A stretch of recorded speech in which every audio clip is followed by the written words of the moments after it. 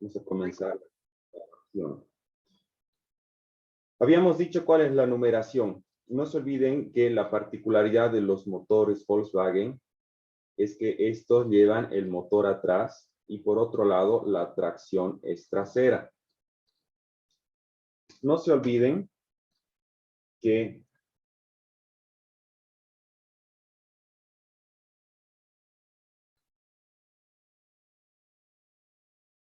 tenemos, por ejemplo, motores con tracción delantera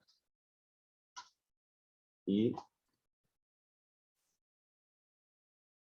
motores.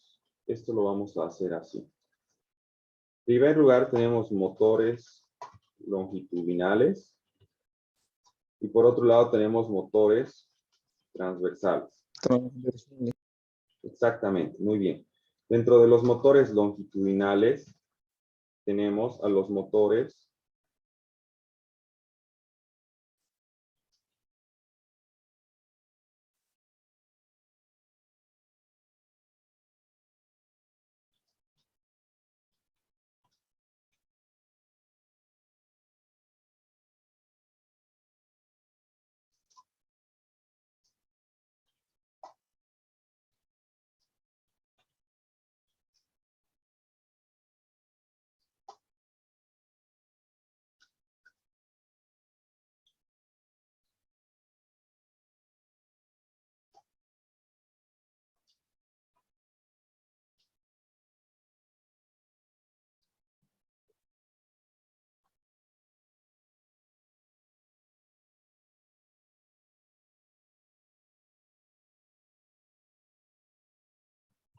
bien, vamos a verlo así, poco a poco, ¿de acuerdo? Vamos a Y comenzar con... faltarían los motores con tracción integral, profe. Exactamente. Vamos a ver eso también. Motores con tracción integral. Bien.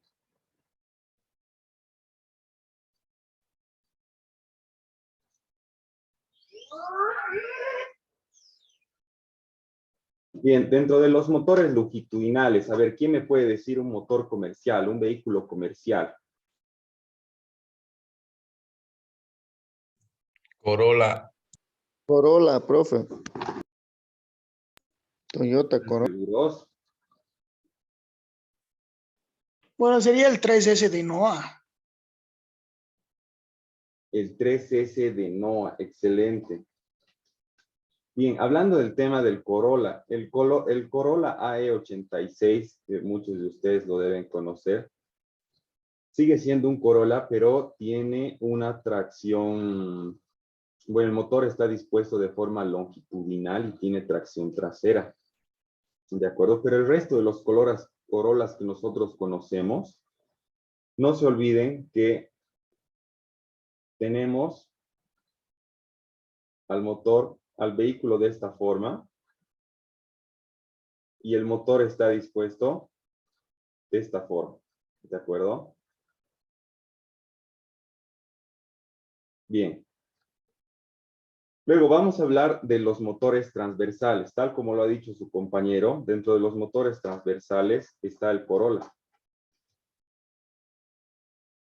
¿Qué otro vehículo más que ustedes conocen?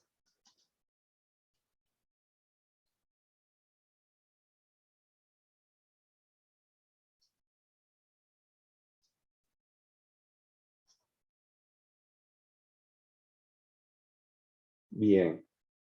Dentro de los motores transversales, por ejemplo, tenemos al RAV4.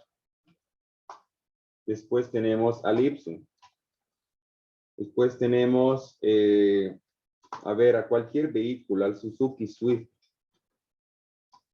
al Celerio, por ejemplo, ¿no? Entonces, todos estos son motores, son vehículos cuya disposición es longitudinal, pero sus motores están dispuestos de forma transversal. Ya eso no se tienen que olvidar. Luego tenemos a los, bueno, ya hablado de los longitudinales, perdón, acá también podemos mencionar a la Tacoma, podemos mencionar a la Tundra, y a todas las camionetas en general que llevan este tipo de disposición. Luego tenemos a los motores con tracción integral. Los motores con tracción integral. A ver, un ejemplo. Los Subaru. El El Impresa, Caribe,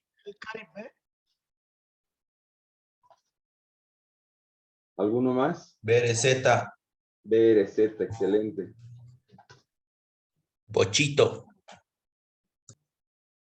El No, Bochito. no, me equivoqué, dice. El BRZ es tracción trasera. Es integral. No estoy seguro realmente, pero si no me equivoco, creo que es tracción, solamente tracción trasera. Acá nos estamos olvidando al enemigo natural del Subaru. ¿Quién me puede decir? el Lancer, Exactamente. El Evolution, ¿ya? Luego tenemos a la mayoría de los carros que compiten en rally. Podemos hablar de los Skoda, podemos hablar del Toyota Yaris, de la versión rally. Podemos hablar de, bueno, varios otros vehículos. Ahora, tenemos que hablar también de los motores 4x4. ¿Quién me puede decir cuál es la diferencia entre un motor con tracción integral y un motor 4x4? Yo, profe, Adelante.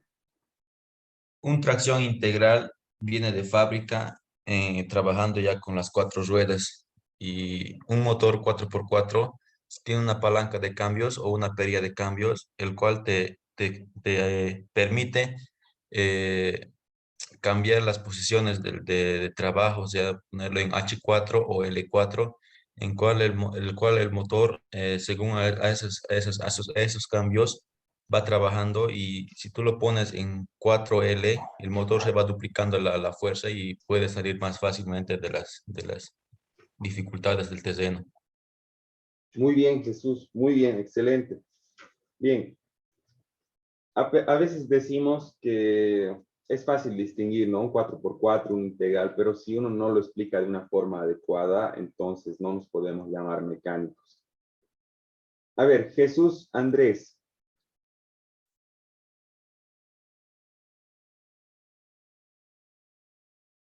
Tienes la mano levantada. Ah, Ya. es José Andrés. Perdón, Jesús José Andrés, José Andrés. Pensé que era otro estudiante. No, sí, que el integral es de tracción constante a las 4 llantas y los 4x4 es que puedes tener 4x2 como 4x4, ¿no? Con el low y el high.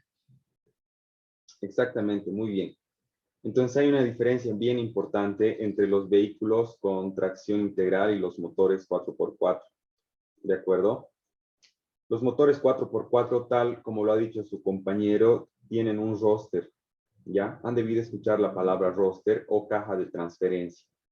Entonces nosotros cuando estamos manipulando la segunda perilla, es decir, la segunda palanca de cambios, estamos manipulando el roster propiamente para poder seleccionar la tracción, ya sea para que sea tracción alta, tracción baja o la tracción simple, ¿no? Que es 4x2 con las ruedas traseras. Los motores con tracción integral normalmente trabajan las 4 ruedas de forma constante, ¿de acuerdo? No se puede desconectar, pero sí en motores más actuales, en motores de rally, por ejemplo, se puede mandar de forma electrónica mayor tracción a las traseras o mayor tracción a las delanteras. Esto de forma electrónica, ¿de acuerdo? A través de solenoides. Vamos a tratar de verlo eso un poco más adelante, ¿ya? Pero esto a grandes rasgos, para que se puedan dar cuenta. También existen motores que son excepcionales como la PET, cuyo motor está dispuesto de forma longitudinal, es decir, paralela al eje y la tracción es trasera. Luego tenemos motores como por ejemplo el Ford El Rey. No sé si han visto alguna vez ese vehículo. El Ford El Rey tiene tracción delantera y el motor está dispuesto de forma longitudinal. Ya adelante está todo, adelante está el motor, adelante está la caja y los demás componentes. Son motores bastante particulares. Bien, nos Dice, hemos salido así un- también es el Volkswagen Passat. Así es mi auto igual. el Passat, tienes toda la razón. Incluso creo que el Gol tiene ese tipo de tracción. Gracias. Bien, ahora vamos a hablar del orden de encendido, como ya habíamos visto anteriormente. Nos vamos a pasar a la diapositiva previa. Entonces, para el orden de encendido del motor de Volkswagen, habíamos dicho que tenemos a los cilindros 1 y 2 del lado derecho, 3 y 4 del lado izquierdo.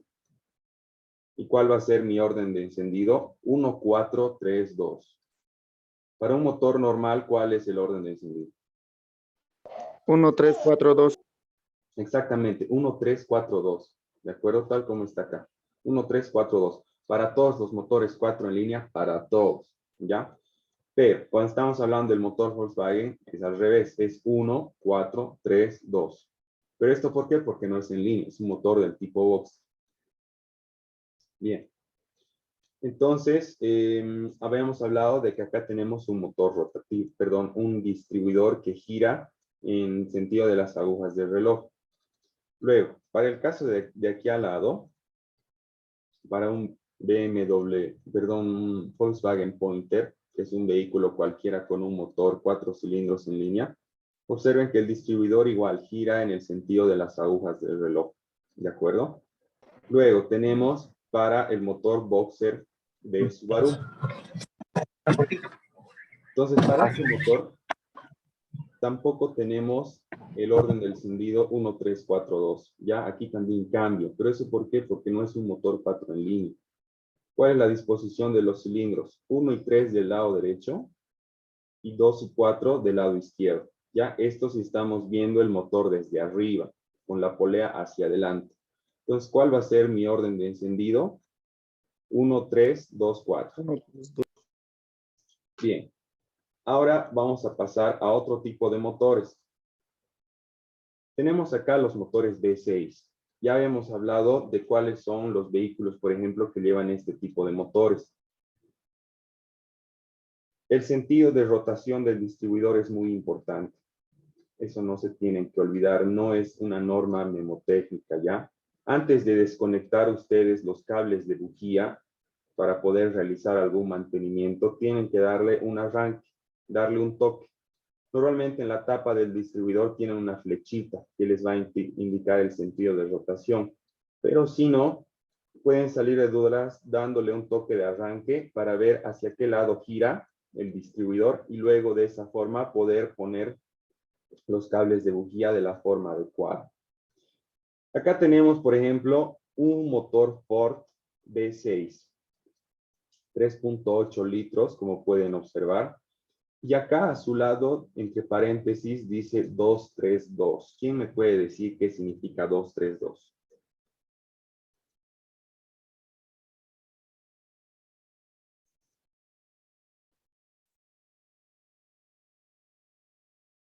¿Quiénes son los fanáticos de los muscle cars? A ver.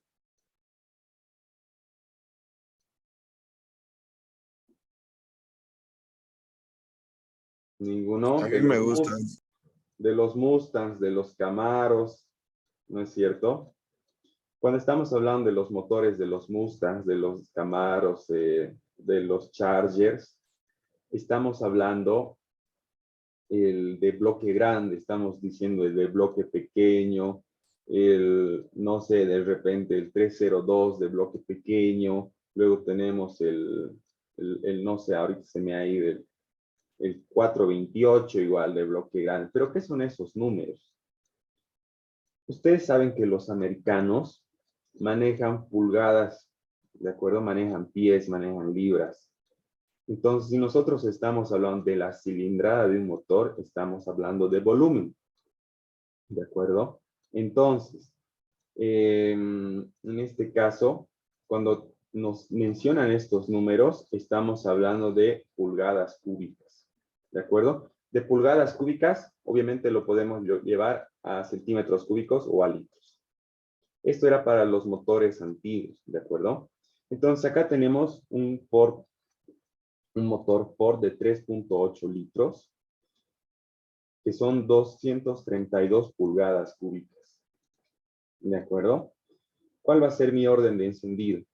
El orden de encendido en los motores V6 depende mucho del fabricante. No es como los motores 4 en línea. Esto para que tengan una idea. No es una regla mnemotécnica. Para el caso de este motor tenemos sentido contrario a la de las manecillas del reloj. Observen acá, ¿no? Entonces eso para que tomen en cuenta cuando vayan a realizar mantenimiento al sistema de encendido. Al medio tenemos un motor Ford V8. Un motor Ford V8 con 302 pulgadas cúbicas de cilindrada, 5.0 litros. Por otro lado, esta versión probablemente tenga este motor tenga una versión más grande. Esta versión puede ser de 460 pulgadas cúbicas o una cilindrada en litros de 7.5, es decir, 7.500 centímetros cúbicos. ¿Cuál va a ser mi orden de encendido? Mi orden de encendido, no se olviden que en los motores V8 también es propio de cada fabricante, no es una regla mnemotécnica. En este caso es 1, 5, 4, 2, 6, 3, 7, 8. ¿De acuerdo? ¿Por qué utilizamos el 1 al principio? Esto es por una convención. ¿Puede ser al revés? Sí, puede ser al revés. Por ejemplo, si nos venimos acá, el orden del encendido de un motor 4 en línea puede ser 3, 4, 2, 1, puede ser. Puede ser 4, 2, 1, 3, puede ser. Pero por convención, por facilidad, nosotros siempre vamos a decir el cilindro número 1 al comienzo. ¿De acuerdo? Bien. La rotación del distribuidor en este caso va hacia la izquierda. Luego acá tenemos un motor 6 en línea. Sus compañeros ya lo habían mencionado hace un momento. Este es un motor que, por ejemplo, llevan los Land Cruisers. ¿Ya? También los llevan los motores Volvo, que habíamos mencionado. Muchos Mercedes también tienen este tipo de motores. Y en general los motores antiguos. La disposición 6 en línea es una disposición que ya no se utiliza mucho. ¿Por qué? Porque un motor 6 en línea ocupa demasiado espacio en el vano motor. ¿De acuerdo? Entonces, en este caso, si nosotros queremos un motor 6 de 6 cilindros, recurrimos al B, al motor en B, porque el motor en B es chat. ¿De acuerdo? Entonces se ahorra bastante espacio. Pero en motores grandes, motores de aventura, como lo es en Land Cruiser, ya no interesa mucho. ¿El orden de encendido para un motor 6 en línea es siempre el mismo? Sí, hay excepciones. Esto depende de las características constructivas del cigüeñal. El cigüeñal es el que me va a decir cuál es mi orden de encendido. ¿Ya? Bien, aquí podemos observar que tiene sentido horario. Hice una consulta y cuando son twins, ¿el modo de encendido es el mismo en los motores en línea? Perdona, ¿a qué te refieres con twin?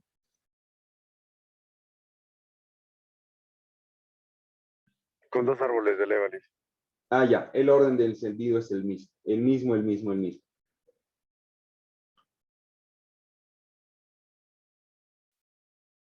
Bien. Muchas gracias. De acuerdo. Un poquito aclarando esto de los motores Twin Cam. Los motores Twin Cam habíamos dicho que significa exactamente lo mismo que un motor DOHC. Acá les voy a hacer un cuadrito para aclararles más o menos qué es lo que significa cada cosa. Eso es bien importante que ustedes tengan en claro.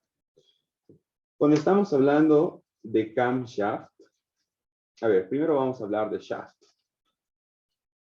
Shaft, en inglés, ¿qué significa? Significa eje, ¿de acuerdo? Cuando estamos hablando de camshaft, estamos hablando de árbol de levas. Cuando estamos hablando de crankshaft,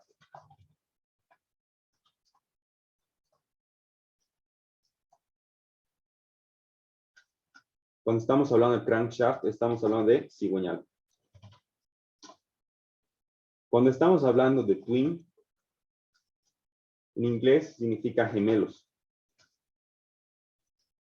¿De acuerdo? Entonces, cuando estamos hablando de twin cam,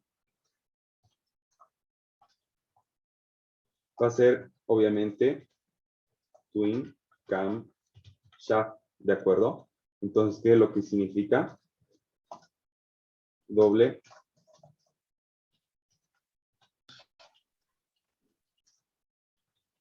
árbol de levas. ¿De acuerdo? Entonces, ¿a qué es igual el doble árbol de levas o twin camshaft? A los motores DOHC. Es esto para que no se confundan. Y la mayoría de los motores ahora son twin cam o DOHC son ahora. ¿Ya? Bien. Ahora vamos a pasar ya directamente a lo que son los tipos de sistemas de encendido. Con esto ya vamos a ir terminando la clase. El día de hoy solo vamos a pasar 2 periodos. Esto debido a que tenemos una actividad en Infocal, en todo lo que es el área automotriz y en las aulas. No sé si alguno de ustedes se ha anotado para poder participar. Sí, profe. Firme.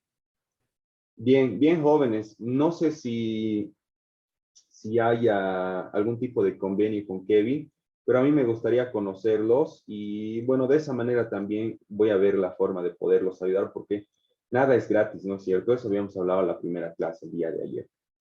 Bien, vamos a hablar entonces de los tipos de sistemas de distribución. La distribución, habíamos dicho, los sistemas se pueden clasificar dependiendo de la ubicación del árbol de levas. Eso lo vamos a ver más adelante. Hasta los años 80, los motores estaban configurados con el árbol de levas situados dentro del propio bloque motor. Así como el motor Volkswagen, por ejemplo, que tenemos el árbol de levas ahí adentro, ¿no? Actualmente, todos los motores que ustedes van a poder observar y en los cuales van a trabajar tienen el árbol de levas montado en la culata. Entonces, el primer sistema de distribución que nosotros vamos a poder ver, tal como lo mencionamos aquí, que es uno de los más antiguos, es el sistema SB. ¿De acuerdo? Ustedes ya han debido ver todos estos contenidos en Motores 1. Sin embargo, a mí me interesa que los lleguemos a consolidar muy bien, porque a partir de esto vamos a trabajar. El sistema SB, como podemos observar en esta imagen, tiene las válvulas de forma lateral. Es decir, observen, está justo al lado de lo que vendría a ser el pistón y la biela, ¿no? Y todo lo que es el cilindro. Entonces, las válvulas mismas están asentadas, bueno, alojadas dentro del bloque, tal como pueden observar en esta parte. Observen que son válvulas bastante largas. ¿Por qué son válvulas bastante largas? Porque tienen que partir desde el árbol de levas hasta la cámara de combustión.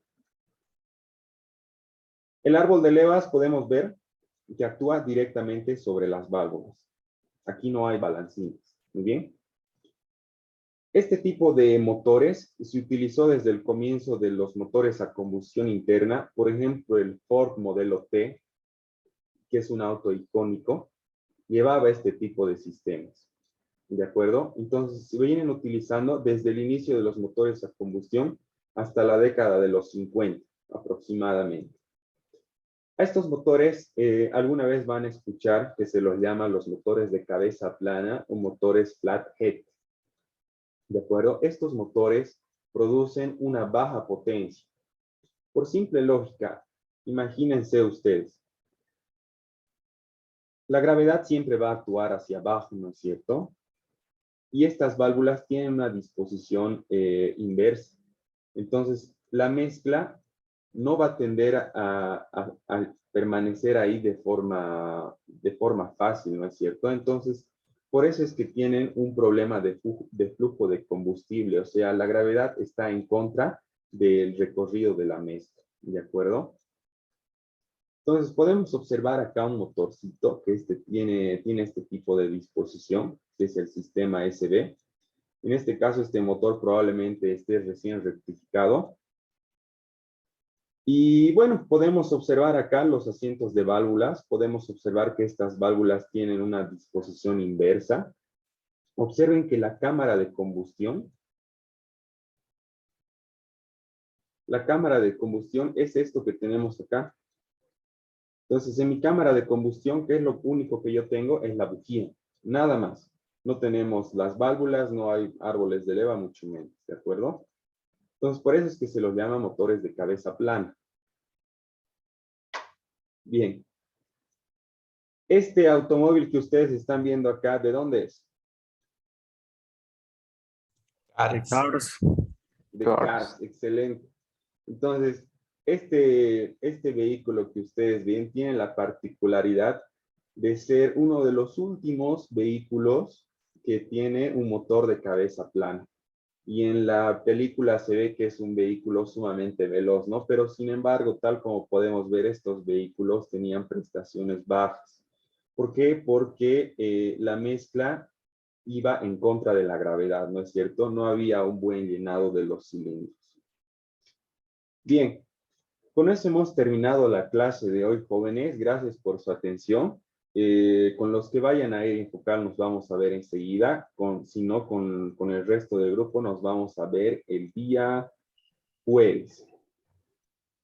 Gracias. Gracias, profe. Gracias, sí, hasta luego. Hasta luego. Hasta Felicidades. Luego, profe. Gracias, desayuno. Mañana.